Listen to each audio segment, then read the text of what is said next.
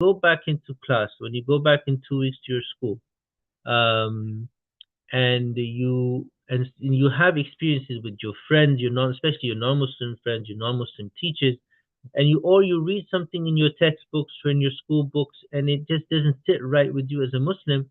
How am I able to answer that? How am I supposed to approach those things in the best way, in the best manner? So, inshallah, we're going to tackle some of that today in this vague and this broad title called being a confident Muslim. I have a PowerPoint. I don't like to just talk and talk, right? And I don't like to be intense. I know you already had an intense session before. So I caught the end of it. Mashallah, that there was very intense, and that's sometimes you need that kind of wake you up. It's like, oh my God, life is serious, right? But sometimes we're gonna chill a little bit.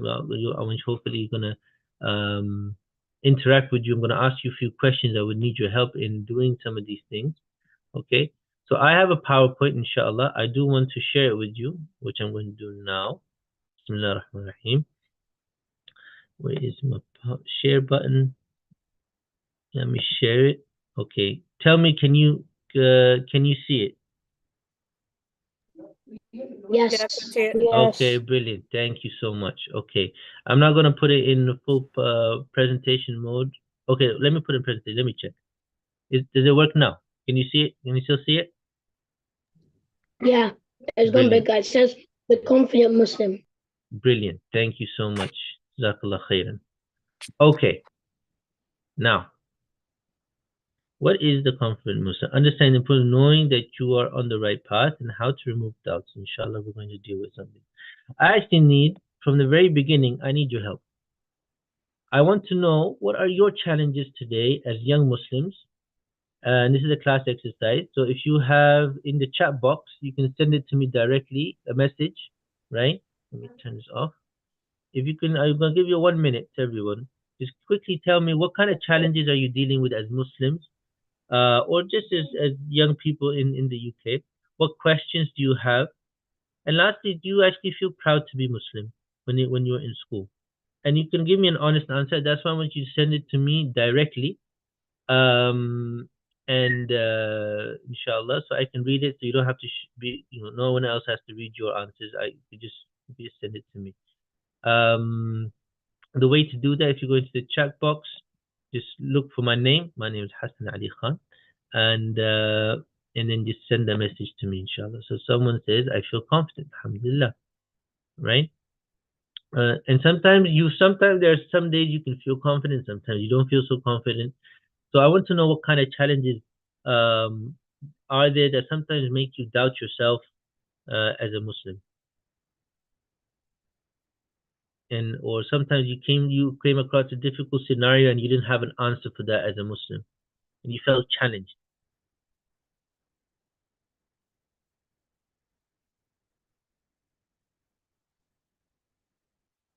Okay, not being able.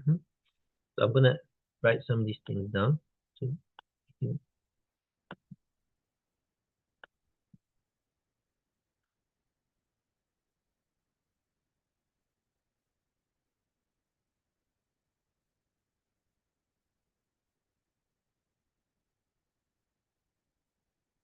okay.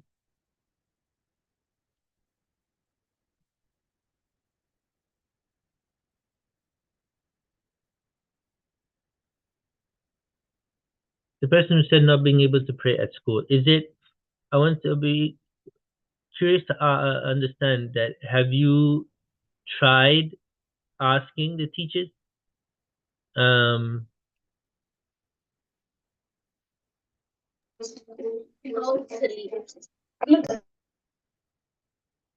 so and you can write if you ask the teachers that can I have a little bit of time, and they said no.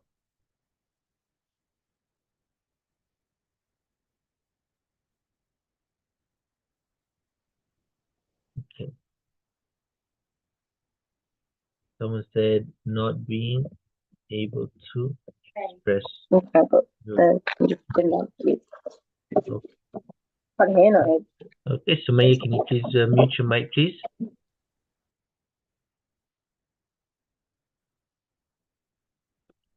Okay, so going to a Christian school, they don't allow you to pray. But I assume when it comes to Christian stuff, they want you to participate, correct? Like carols and whatnot. So yeah, so there's a clashing of your faith. Okay. And sometimes it's hard to say no, right? It's like you feel like you're being rude or and it feels you feel the one left out if you're not participating, and you don't want to be want to be that odd fish where everyone is participating, you're the one sitting on the side and no one um and everyone is kind of laughing at you. It's like, what's wrong with you? And you be like, and you don't want to say that you're a Muslim is because of your faith, and they start making fun of your faith sometimes, right? Um, does that capture the experience?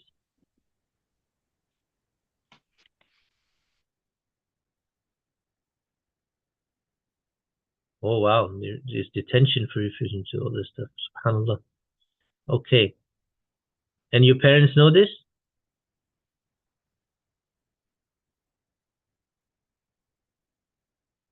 Okay. All right. We'll deal with it. All right. The person who says not being able to express your faith in school, could you give me more example? Are you not, is it again to do with prayers? Are you not allowed to discuss religion in your school? Do you know Muslim girls who are not allowed to wear hijab? How is it?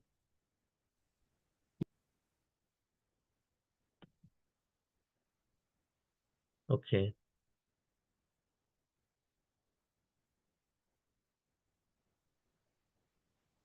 Someone said my challenge is that again prayer is difficult. Is not being able to pray. Then someone said their main issue is not being is GCSEs. Prep is difficult. It's a challenge. Okay. All right. Anyone else? Any other challenges someone has as a Muslim in school or even not just in school, in society that they face that okay. Okay, you have no cleaning utensils in first or going to the toilet. So Muslim life in school, right? Uh, oh my God, I hate the toilets. I don't know why these people they don't understand what it means to be clean. Okay, خلاص. Let's leave it at that for now. Thank you so much. And then I'm gonna add some other things that we may be facing as well. And we'll close the chat box. So some people they may be bullying due to being Muslim. Unfair treatment by teachers because of being Muslim. Feeling left out due to our religious practice. I kind of work on my coins collected. Also, guys, let's do. Thank you. Can you please mute yourself, please, Sakiro? All right, guys. All right. So feeling left out due to our religious practice, right? So, for example, here in America, Halloween is huge, to the point that a lot of Muslim kids feel that if they don't participate, they feel left out. But of course, as Muslims, we know that that's something that we're not allowed to do, because it's the history of Halloween is also do with things which are against Islam. So we don't do that. Same thing with Christmas as well. That's against our religion. And then there's other conversations that are happening in our education. Sometimes we seem that things are being forced upon us that are not uh, that is not related to a deen. So we're forced to watch movies that are not not Islamic. We're forced to accept certain type of relationships which are not Islamic. How casually, in our schools in particular, they speak about having a girlfriend, having a boyfriend. When in our homes, when we speak about these topics, it's like we speak about it with disgust, because Allah subhanahu wa ta'ala makes these things disgusting. Marriage, getting married when you're older is halal, but anything before that is not halal. It's haram, and it's not something we like. And yet, in the community and society we live in, it's spoken about so casually, to the point that they encourage young people to do all of these things. That's just stupid, right? And again, and sometimes the books that we read, especially English literature. I grew up reading the same literature that you're reading, right? And some things are in there. It's like, if my father, if my mother was to read this, understand this, they'd be like, they will beat me up. But this is schoolwork. And how do you get out of schoolwork? This, we have to write an essay on this. We have to write some kind of um, uh, our exam is based on this literature book, but it has haram stuff in it. So, and then what makes it difficult is that you're stuck between trying to go to the school, make sure you have a healthy, uneventful school life, so you just want to get through it, but then you have these challenges as Muslims, and sometimes you don't have the language, you don't have the ability to challenge all of these things. Okay, and this is where I think where the core of the issue is when it comes to our deen. At the end of the day, we have to ask a question: what is confidence? What is confidence? Where does confidence come from? And before we get to that, I'm going to tell us about a story about it in a time where Islam was the most weirdest thing that ever existed in the community. And that's when Rasulullah sallallahu alaihi wasallam, our beloved Prophet sallallahu alaihi wasallam, when he came, when Allah subhanahu wa ta'ala gave him prophethood, right? It was new to the people of Mecca. And there were only a few followers that that had accepted Islam. Only a few people have accepted Islam at this time. And by the end of the first 13 years of the seerah of the life of the Prophet as a prophet in Mecca al-Mukarramah, right?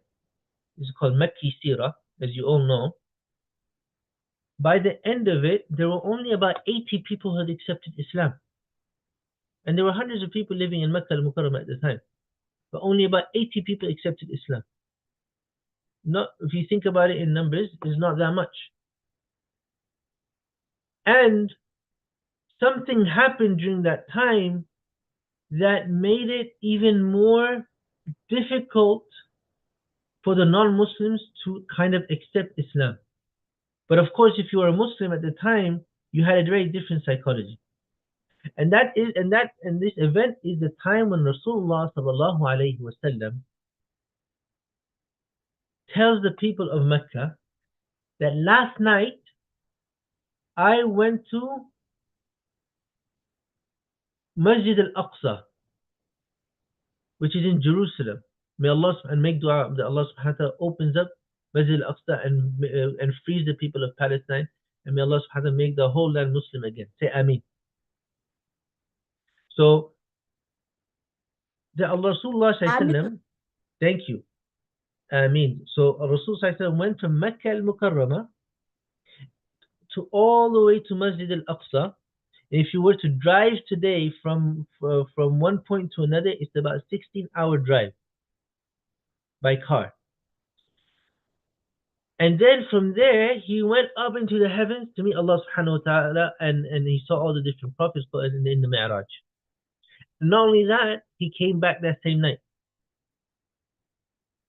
Now, there's no aeroplane, there are definitely no cars, there's no buses, there's no trains. The only way to travel is by camel to Masjid al-Aqsa from Mecca al-Mukarramah. It used to take about 3 to 4 weeks just to get there.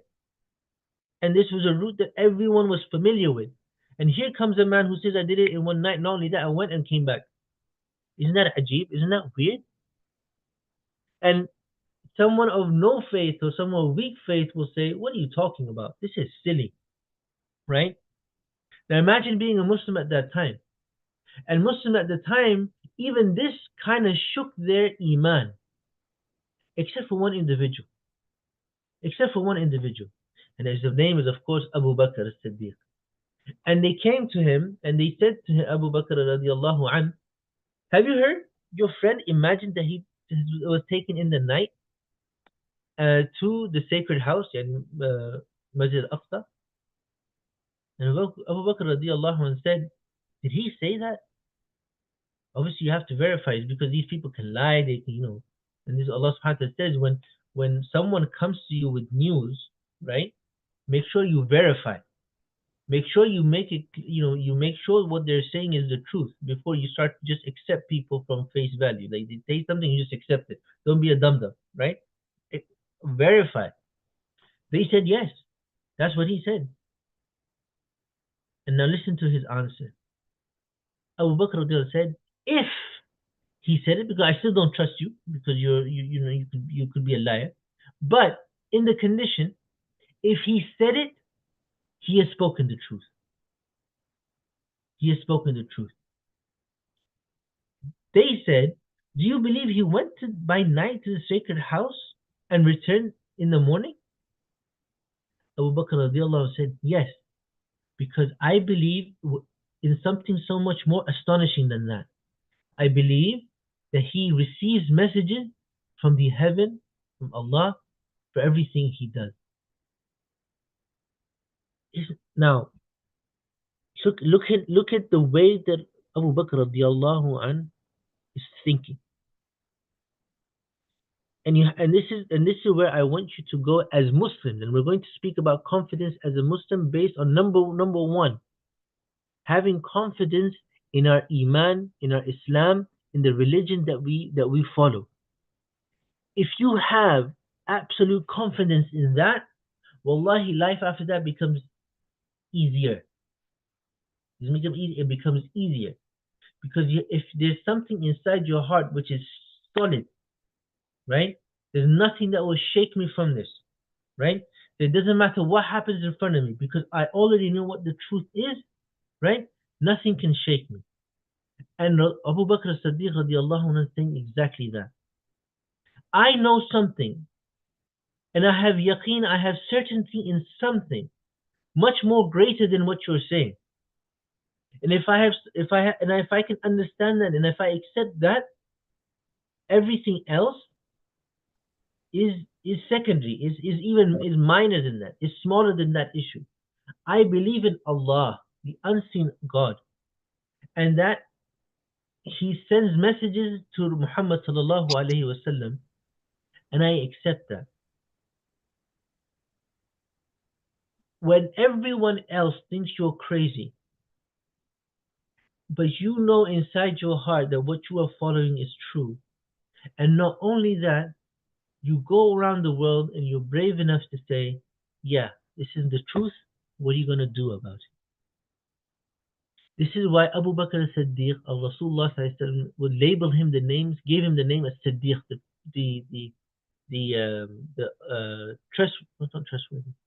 trustworthy one,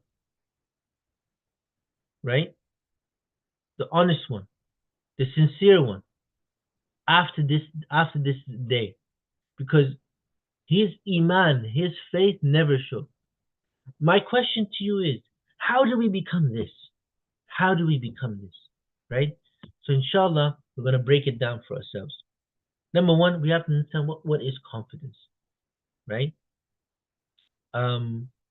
Confidence, if you Google this, right, I very quickly Google this, is the idea that you have a feeling or belief that one can rely on someone or something. You have a firm trust. Another definition is the state of feeling certain about the truth of something. The third definition is a feeling of self-assurance arising from one's appreciation of one's abilities or qualities. So there's the idea of trust. There's the idea of knowledge, knowing that you have some skill and ability, right? And then there's this idea, there's you have a certain type of certainty in what in the things that you know. So, number one, is confidence a feeling, or is it a state of being? Anyone wants to kind of elaborate if what is confidence a feeling or the state of being? A confidence is more like a belief, because a confidence, like having a confidence is a belief that, like it says on the second one, the state of feeling something about the truth of something. If you have a state, that means that you have a firm, almost, you could almost say that you have a firm belief if you definitely have a state of it, which Okay. means that you believe in it more than you feel. Very good. So can I have a question? Is feeling confident different from being confident? Yes. Yeah. Because sometimes you could feel like, oh, I'm really confident about this, but in reality, you may not actually really. However, you can be confident and you can finally say, I know, I'm confident about this. I can do this. Right. So which one is stronger, being confident or feeling confident? Being confident, because it means that you are, when you're feeling confident, it means that you Being feel confident. like you have being correct. Brilliant. Okay. Well, Bilal, you want to say something? Please, you can unmute yourself. I know this is going to sound like, oh, a different, but to be honest, you need both. You do need both. Since you're never going to be confident if you don't feel that yourself initially, because at the end of the day, nobody's going to tell you you should feel this way. If you can believe in something yourself, that will enable you to be able to be confident in general. Okay, mashallah. BO? Oh, I was gonna say that feeling confident is more like trying to believe something, that is, say, is uncertain, trying to believe that it's gonna happen. So you're not really sure. It's just that state of like, you just feel like this might happen. But being confident is like knowing that it's true, and like you'll have more confidence then because you're certain of it. Right. Okay, thank you so much. So anyone else before I say my part? Ooh. Okay. But I tend to agree that so the realistic answer is that you experience both, right? As Bilal was saying. Sometimes we feel confident, but there is something different about being confident. Like I'll try to give an example. If someone says going into an exam, right? I feel confident. Yeah. I studied. I feel confident. But the problem with feeling confident, yeah, is that you open up the exam page, exam number one, all your confidence, your feelings can go away. Because the nature of feelings is that they change. They constantly change. Right? That's the nature of feeling. That they are never stable. So though you may feel confident, but you cannot rely on the feeling in and of itself. The difference of being confident is, I know my stuff. I'm gonna smash this exam, whatever question comes my way.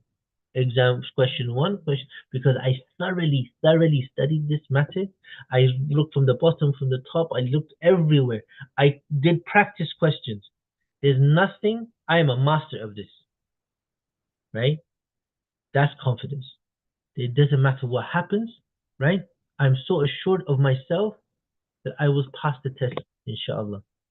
Obviously, inshallah, Allah subhanahu wa ta'ala is greater than all of this. Right? But and here's the thing. What is that? What is the subtle difference here? What is it that one seems to be something shaken, one seems to be so certain. What is that you're what are you basing your certainty on? You're basing your certainty on the knowledge that you have. You know what you know, right? So the more you know, the more knowledge that you have about the thing that you're dealing with, or the experiences that you have, the more experiences that you have, and through that you learn knowledge, the things that you have read, you gain more knowledge, that and then you've tested and tried yourself to the point that you have mastered that information or that idea. That's how you gain certainty. That's how you gain confidence. And knowledge is the core of being a confident individual. Being a confident individual. And let me give you an examples from our own religion. There's a very interesting scenario. Abdullah ibn Umar, amazing scholar of Islam. He was a companion of the Prophet. He was a very young companion. And he is the son of who? Umar radiallahu anhu. Right? And he narrates this hadith. He says, once the Prophet, Allah's Messenger, sallallahu alayhi wasallam, said, amongst the trees there is a tree, the leaves of which do not fall and is like a Muslim. Tell me the name of that tree. Everybody started thinking about the trees, and some said this tree, some said that tree. And I thought of the date palm, but I felt shy to answer. The others asked, oh Rasul, oh Allah's Messenger, sallallahu alayhi wasallam, inform us. And he replied, it's the date palm tree. Later I told my father what had come to my mind, and on that he said, had you said it, I would have preferred it to such and such a thing that I might possess. What does that mean? And this is where I think feeling and being is important, and you can understand the difference. Abdullah ibn Umar had the knowledge, right? But there was something that stopped him from doing the right thing by expressing it. It was, in this case, it was shyness, right? So there was a feeling that stopped him, but he wasn't confident enough, right? For whatever reason, that this allowed him to say the answer. And subhanAllah, his father, Umar radiallahu anh, is actually telling him, giving him the trust in himself to express himself. So confidence is not just having the knowledge, but it's the trust that you have in and of yourself that we were speaking about, right? And that certainty is required. So trusting oneself upon the knowledge, but you have to have the knowledge first, right? And then trusting yourself in making that decision. It's okay that I know my stuff. That's okay to be able to know these things and to say, yes, I know it. Now, example from Muhammad and Abdullah, I don't like to see your teeth and your tongue, please. Thank you so much. And if you can put your camera up, I'd appreciate it if you want to do those things. I'm not a dentist, unfortunately. Right. Another example from our religion of someone who is very, very confident is Yusuf alayhi salam. And we know the story of Yusuf alayhi salam. He went through so many trials and tribulations. Ultimately, he was put into jail. And then Allah subhanahu wa ta'ala showed him, gave him the opportunity to interpret the dream of the king, or the ruler at the time. And once the ruler knew about this, and he understood, and then he asked the interpretation, clearly they understood this man to be very skillful.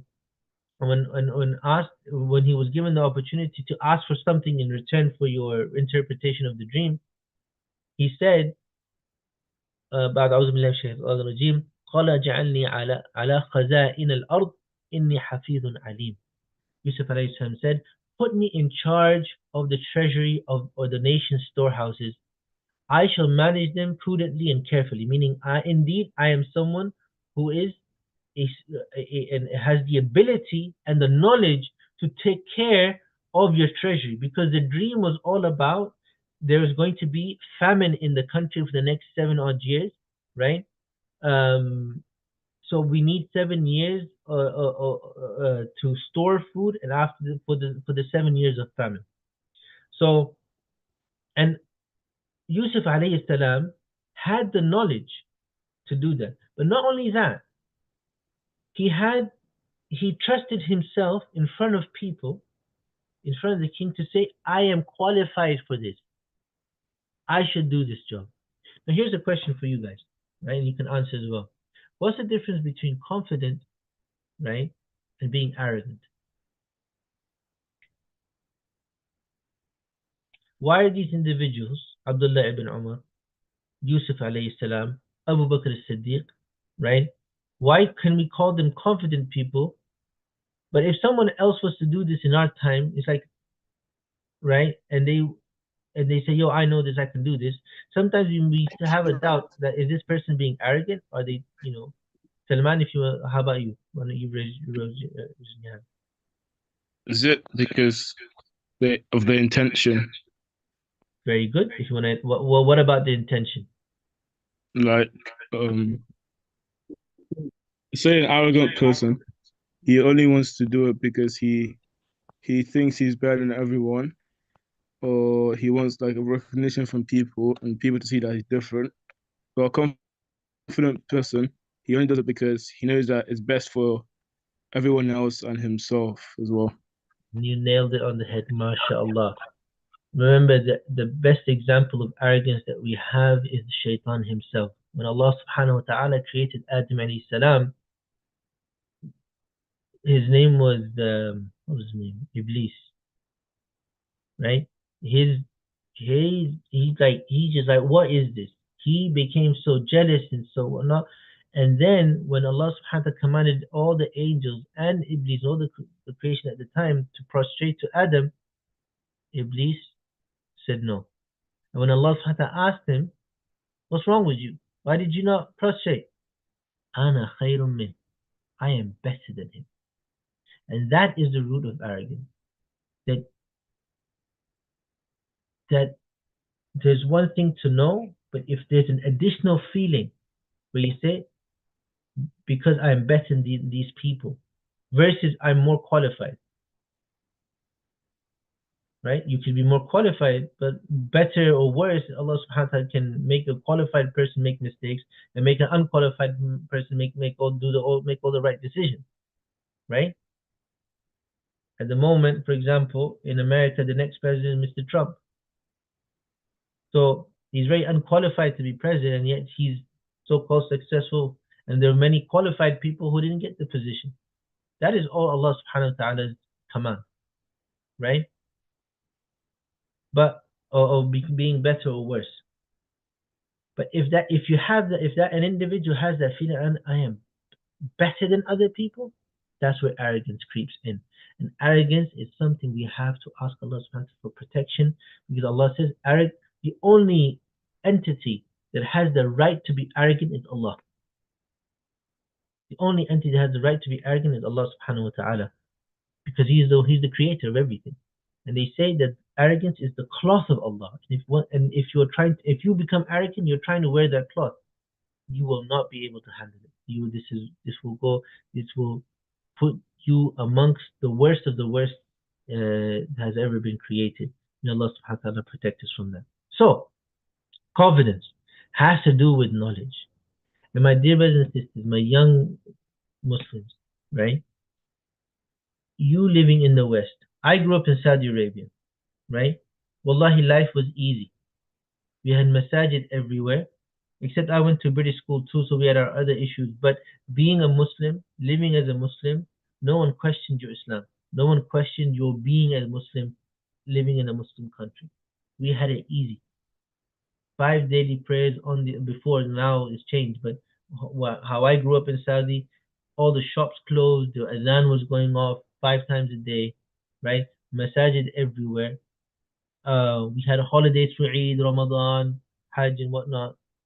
So you weren't your being as a Muslim was not being questioned. But you live in the West. Every aspect of Muslim life, Muslim culture, and then more core Muslim thought, your religion, your Quran is questioned. So you have to become knowledgeable about your deen. Right? That doesn't mean you have to be Shaykh al-Islam and you have to know every details and so on and so forth, right? But you have to know enough so that you are, for your own sake, so that you are live in confidence as a Muslim, so that you have the questions that are answered for yourself, that you have that certainty in your heart. That I may not understand everything, but I understand the core of this. And if I understand the core of it, I know everything else follows and everything else is fine. Right? But if if you find that the experiences that you're having right now shake your iman, shake your belief, then that means that you are lacking knowledge, right? And this is where you have to start. How do we go? What? And then the question is, what is knowledge? And they don't teach this in school anymore. So I sometimes, and I grew up like this as well, that we go to school only, it seems, just to pass exams. No one teaches us the beauty of what we're learning. It's just, okay, what can I do in order to get this amount of score or this grade so that I can get this degree and so I can go into this university? But no one is actually speaking about or trying to understand what is it that we're actually learning. Is this even true?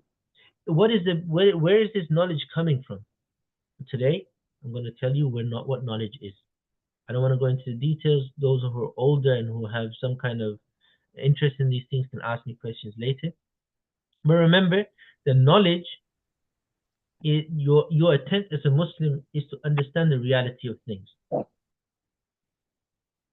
Is to understand the reality of things, right? And the way you understand the reality of things is evidence. So between you and reality is evidence. All of this is called knowledge. Knowledge can be our scholars tell us that knowledge can be of three types. There's the knowledge of the senses, right? Any of you do biology, chemistry, physics, or sciences, and you've done experiments, right? Cool. So if you're doing that in school, right, that is you trying to gain what's called primary knowledge. That's through experimentation and through observation, through your eyes, and listening to your ears, sometimes even tasting, touching, right? Wrote tasting twice. Instead of something else. Smelling, right? You're using your senses to make observation and come to conclusions. Believe it or not, this is called empirical knowledge, right? But believe it or not, the Muslims are the first people to codify the process of experimentation. I'm forgetting the name of the scientist, the Muslim scientist, but that standard of doing experiments where you come up with something called a null hypothesis and such, and there's a whole process behind it. Muslim scholars came up with that. Now, the Western scholars think this is the best thing since sliced bread, and they believe everything has to be done through empirical knowledge, right? You have to see it to believe it. If you can't see it, then it doesn't exist. This is stupid, right? This is just one way of knowing things, because we as Muslims, as human beings, are limited to the tools that we have. But that doesn't mean just because we can't hear it, we can't see it, that things don't exist. Before the CT scan and the MRIs and all the big imaging devices, did the brain exist? But of course it existed. But I don't see your brain. We didn't have any concept of gravity, or we didn't have any concept that air is made of some kind of matter, right? We didn't know about these gases until all these random technologies came. But just because we didn't know it didn't mean they didn't exist. This is just something that we're speaking about now that we know these things. But the same thing applies to when it comes to our understanding of Allah subhanahu wa ta'ala and His ability. So that's one way of knowing things, which are senses. The other way is through reports. I heard Aslam, who heard it from Salman, who heard it from Abdullah, who heard it from Sauda, who heard it from Ruqayya, who heard it from Sheikh Abdul Majid, that this and this and this and this thing happened. This is called report. Another way of report is I went into my textbook and I looked that this scholar speaks about this, who did this study, who did this study, and we come to the conclusion that this happened in history, right?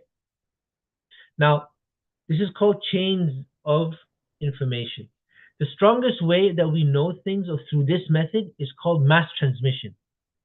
Many people, through different chains, through different time, have said the same thing. So, for example, this is a famous example that's used. They asked the question, did the Holocaust happen? Which is the oppression of the Jewish people during World War II.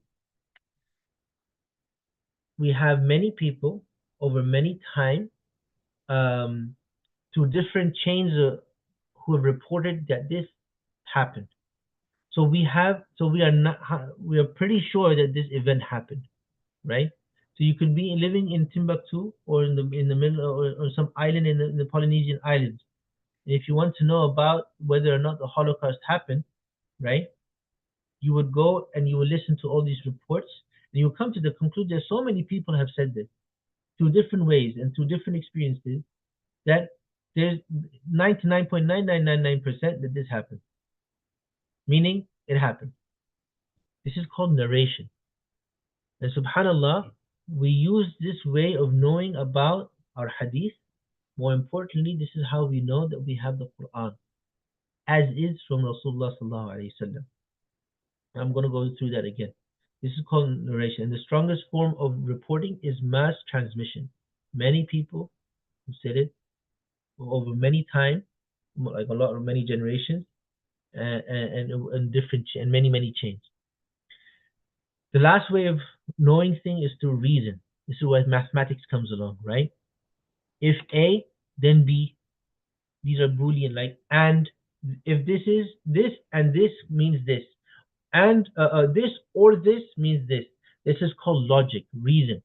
This is where, as I said, mathematical learning comes into form, where we have what's called axioms, right? Or rules that we lay down, and based on those rules, we come to conclusions. This is called syllogism. This is very detailed. But what I want you to know, that this is how we learn things, this is how we gain knowledge, and this is what knowledge is. So that when you go back and someone says something stupid to you, you have the ability to analyze this in the right way. If someone says, "Oh, Islam has silly notions," okay. Instead of feeling emotional about it, you say, "Okay, what do you mean?" "Oh, Islam says that it wants to get rid of everyone in the world. It hates people, kills people." Okay, where did you read that? And what you're doing is that you're challenging the individual, right, to understand what is the source of knowledge. I heard it from someone. Heard it from someone? Who did you hear it from? Oh, the news. Okay. Did you read the Quran itself? No. Did you speak to an Islamic scholar? No. Right? So what are you actually basing your knowledge on? That you have no real evidence in the claim that you're making. Meaning that you are so far removed from reality because you have no evidence. So by doing that, so you don't even have to say the right thing. All you did was you questioned their source of knowledge. That's why you need to know where they're coming from. Right? And more importantly, you also need to know yours. Now, ultimately, and I want to summarize this, right? How do we know everything about our deen? We learn our deen from the Quran and from the Sunnah of the Prophet ﷺ, and we need to know the language of Arabic, and through that we get to learn our deen. Our deen can be split into 4 sciences as revealed in the Hadith Jibreel. Who knows the Hadith Jibreel? Anyone knows what Hadith Jibreel is? It's the second Hadith in Imam Nawawi's. Anyone know? Oh yes. Yeah, who's speaking? What's your name? Go on. Abdullah. Yeah, go on. Sorry, go on. Hadith Jibreel. If I say that the Hadith Jibreel alayhi salam comes in the form of a man, what were the questions that he asked Rasulullah sallallahu alaihi wasallam? It was I forgot. Wasn't the hadith you were almost what like the angel Jibreel asked the Prophet Muhammad sallallahu alaihi wasallam when he washed his heart when he came down.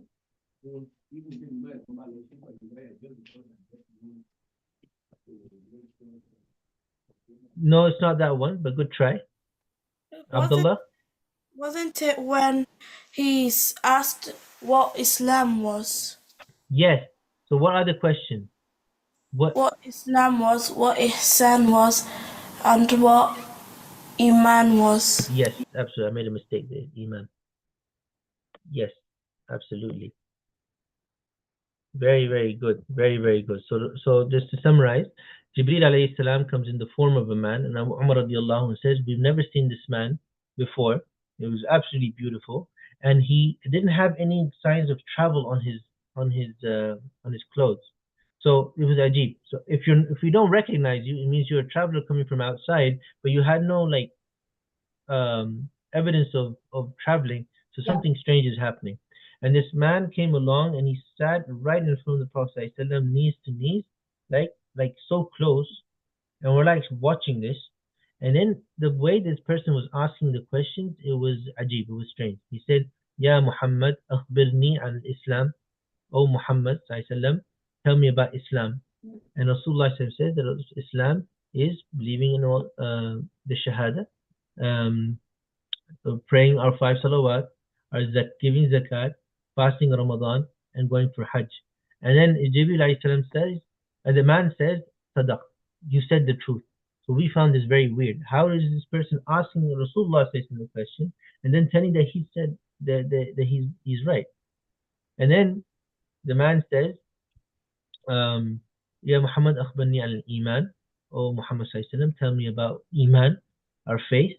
And Rasul says, faith is the belief in Allah, belief in the angels, belief in all the books that were revealed, belief in the messengers of Allah and prophets and messengers, that the belief in the last day, that Yawm al-Qiyamah will happen and the judgment will happen, and that everything good and bad is written by Allah subhanahu wa ta'ala, it's predestined. And he says, Sadaq, you said right. And the last two questions, Ya Muhammad akhbirni al-Ihsan. O Muhammad, tell me about Ihsan. And Rasul said, Ihsan is to worship Allah as if you see Him, but you cannot see Him, so know that He's seeing you. Right? So this idea, this concept that Allah subhanahu wa ta'ala is ever watching and you are in continuous you're in view of Allah subhanahu wa ta'ala, and you have to behave as if He's seeing you all the time, right? And the last question was related to the signs of the last day. Rasul gave an answer to that. So all of this, and then at the end of this hadith, Rasul eventually calls Umar radiallahu anhu. Ya Umar, do you know who that was? He said, Allah and His Prophet know best. He said, this was Jibreel alayhi salam who came to teach you your deen. This hadith is so important for Islamic scholars because it creates the foundation. It allows us to codify, it allows us to recognize the Islamic sciences. The number one, Islam is to do with fiqh. How to live as a Muslim, the how part, your prayers, your zakat, all of these things. So what that means is every one of us throughout our life needs to get to learn more of how to pray, give our zakat. Inshallah, when you start working, this is going to be part of your life. How to perform our siyam and Ramadan properly, and then going for Hajj if you haven't gone so, inshallah, as adults, inshallah. Number two, iman, having aqidah, knowing who you are actually worshipping in the correct way, right? And why are all these things that Rasul has spoken about, which we don't see, but we have to have belief in, and we have to recognize that that we have to attain knowledge of why these exist, how do they exist, and why is it true that they exist. And ihsan is to do your best and trying to do everything for the sake of Allah subhanahu wa ta'ala, and to always protect yourself from everything which is wrong that Allah subhanahu wa ta'ala commanded us to stay away from. And the signs of the last day, well, that's important because that's also a reality. That everything will come to an end. And if you happen to find yourself in the end times, right? How is it that you should perform, how to behave as a Muslim? What are the things that you need to do? If you know the signs, then you know what you need to do. And may Allah subhanahu wa ta'ala protect us from the fitna and the calamities of that time. Now, this is a bit of an advanced slide, which I'm going to skip because this was I thought there'd be some people in the 20s and stuff. But Aqidah studies are very, very important. Meaning formally learning why the who is Allah. How do we know that the Quran is um, is is exactly as we know it from the Rasulullah Sallallahu Alaihi Wasallam, right? And how do we know that Prophet Sallallahu Alaihi Wasallam is the true and honest prophet of Allah? So these are important questions that you need to ask and you need to study with your teachers, right? Had I had more time, I would have actually gone through it with you very quickly. But that's something to know. And I say this because if you know, because the most difficult thing is to believe in the unseen Allah, which Abu Bakr Siddiq radiallahu anh said, right? And if we read Surah Al-Baqarah, what is the first condition of the person who believes in Allah, the muttaqi? بسم الله الرحمن الرحيم ألف لام ميم ذلك الكتاب لا ريب فيه هدى للمتقين الذين يؤمنون بالغيب. Alif Lam Mim, these are letters of which only Allah knows the full knowledge of. This is the book in which there is no doubt. فيه هدى للمتقين. In it there is guidance for those who have taqwa, meaning they're conscious of Allah subhanahu wa ta'ala, they know the existence of Allah. الذين يؤمنون بالغيب. The first, and then Allah describes these people of taqwa. Number one is that they believe in the ghaib, the unseen. They know that there is a realm beyond their senses can get into. Your senses can't understand these things. Your senses cannot accept these things. But you, through your logic and your reason, you know that this unseen exists. And the biggest aspect of the unseen is Allah subhanahu wa ta'ala. Right? How to become through using our reason and our logic that Allah exists. There's a whole science behind this. And my point of showing all of these things to you is that our deen is so sophisticated. It is not just salah and fasting and eating food and it's basic things. It is so much more sophisticated. There are sciences, there's a thought process, there's so much involved. Centuries and upon centuries and books upon books are written about the smallest details of the deen. So you come from a heritage, you come from a background which is so rich, right, that no one talks about. And there's a reason for that, and we'll get into it. Confidence is not just understanding your Islamic knowledge, is also your state of being as a human being, right? Imam Hassan al-Banna, rahmatullah alayh, right, taught us to be a confident Muslim, you need 10 things. Number one, you have to have a strong body. As we were discussing with Abdurrahman and Abdullah, you shouldn't be a couch potato sitting in front of the computer watching TV or playing video games all the time. Get out, move your body, play sports, be healthy, eat the right food, don't eat junk, right? Because if you have a strong body, you have a strong mind. But if you're sick, if you don't have the ability, if you put poison inside your body, you won't be able to think straight. If you can't think straight, you won't be able to build that confidence and that knowledge that you need in order to perform at the optimum level in life. Number two, have good character, manners. Allah subhanahu wa ta'ala says about Rasulullah sallallahu alaihi wasallam, إِنَّكَ عَلَى خُلُقٍ عَظِيمٍ. I have put you on top of character, as if character was like this solid thing, right?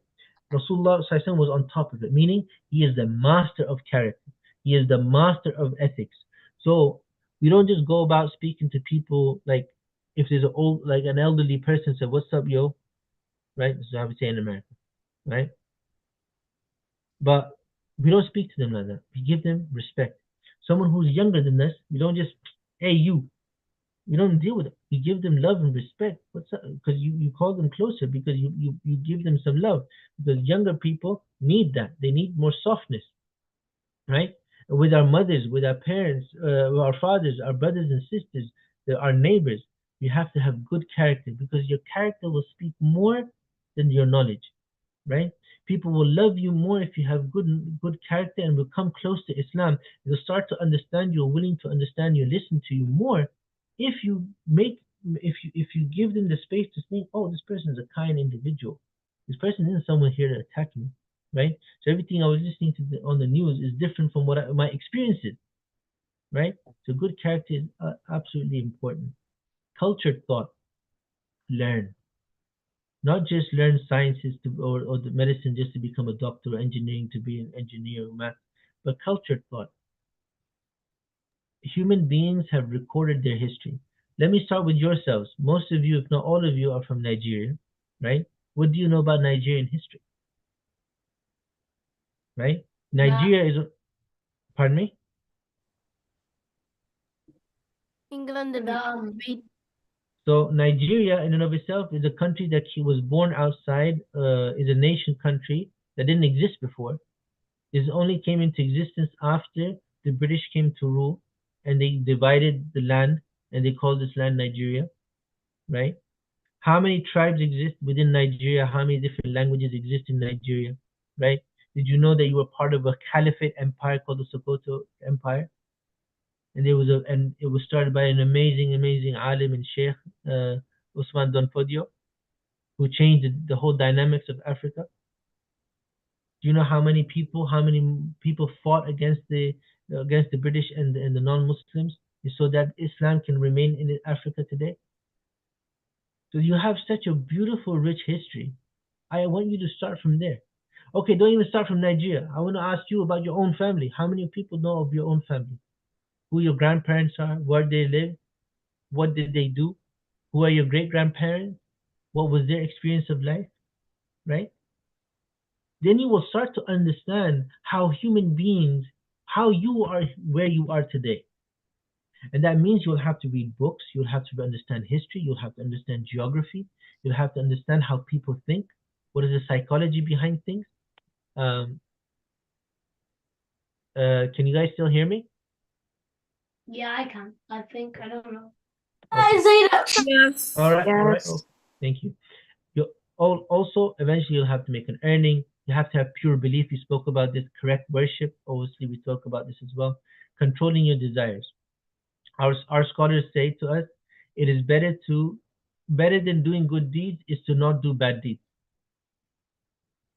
If you don't do bad deeds, Allah subhanahu wa ta'ala automatically gives you reward.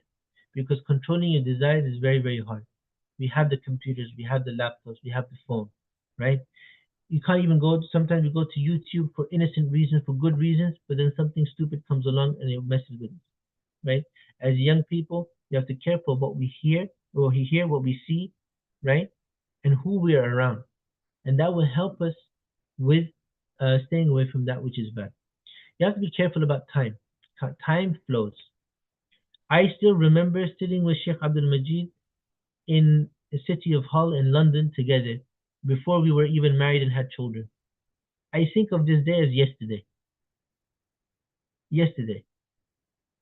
I still remember the jokes, the food that we ate, the food that we cooked together, and I still remember the smell. And suddenly, 13, 14 years later, where I'm living in Chicago, he's in London, he has 4, 5, mashallah, 10,000 kids, I have one. so, uh, so that's a joke. So, and subhanAllah, but Allah subhanahu wa ta'ala gives us the opportunity of time. Allah subhanahu wa ta'ala will ask us, what did you do with your time?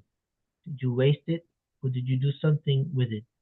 Something with it meaning something meaningful is you put your intention for the sake of Allah and you did something that will benefit you, your family, the community around you.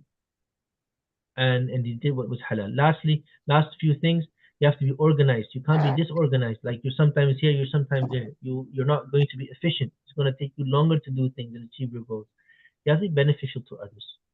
If you're not beneficial to others, if you just to yourself, remember that story from the seerah, from the hadith, that there was this man who used to pray and worship to Allah all the time. In his town, there Allah said to send a torment and azab and destroy the whole city. The angel was said to Allah, Ya Allah, there is someone in there who is your worshipper. He loves you and he worships you all the time. Allah said, turn his house, the house to be turned. Because why? Because he prayed, he worshipped me, but he never informed anyone else to worship. Muhammad and Abdullah, can you please mute your mic? He was so overturned his house the first because he never shared his deen with anyone. It is a duty upon you as individuals to not keep the goodness that you have to yourself. Share with other people. You will find that will be difficult. Some people don't listen to you. Your teachers in school will not may not understand you. But try. And this goes back to the idea of confidence. If you're confident in what you're coming with is from Allah and is true, right? You'll be ready to meet the challenges that come in front of you. So if a teacher says that no, son, you can't pray at this time, well, you say, well, ma'am, prayer is important, and coming close to the Lord is important, right? This is what you teach us. Yes, we're of different religions, right?